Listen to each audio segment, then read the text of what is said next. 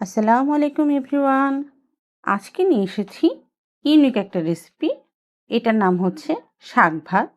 কোথাও কোথাও এটাকে শাকান্ন নামেও চিনে। এটার জন্য আমি হাঁড়িতে একটু তেল দিয়ে আমরা যে নর্মালি ভাত খাই সে ভাতের চাল নিয়ে নিয়েছি। এটা অবশ্য খুদের চাল দিয়েও রান্না করা যায়। এর মাঝে আমি কিছু পেঁয়াজ কুচি দিয়ে দিয়ে দিচ্ছি বেশ কিছুটা কাঁচামরিচ কুচি, দিব ১ চামচ আদা পেস্ট, ১ চামচ রসুন পেস্ট আর দিয়ে দিব স্বাদ মতো লবণ। এই রেসিপিটা ইউটিউবে কোথাও খুঁজলে পাবেন না।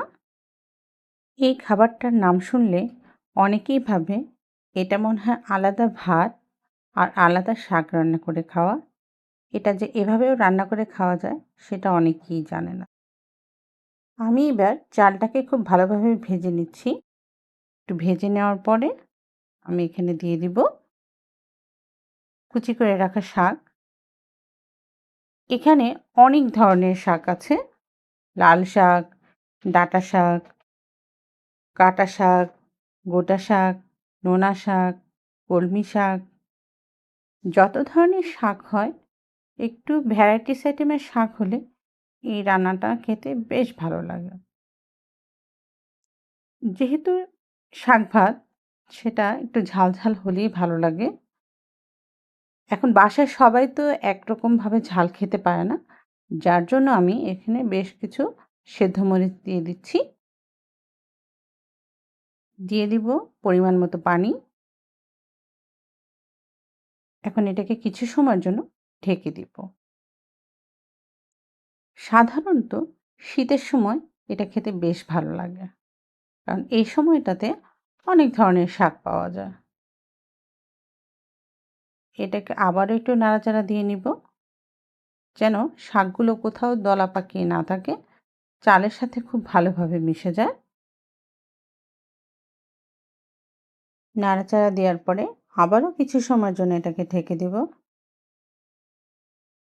আমাদের বাসার সবার কাছে ভাতটা বেশ প্রিয়।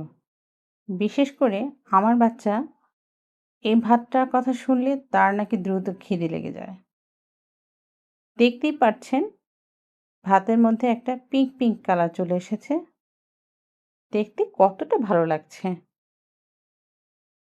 এবার কিছু সময়ের জন্য এটাকে দমে রেখে দিব। আমার রান্নাটা কমপ্লিট। এবার এটাকে পরিবেশনের পালা।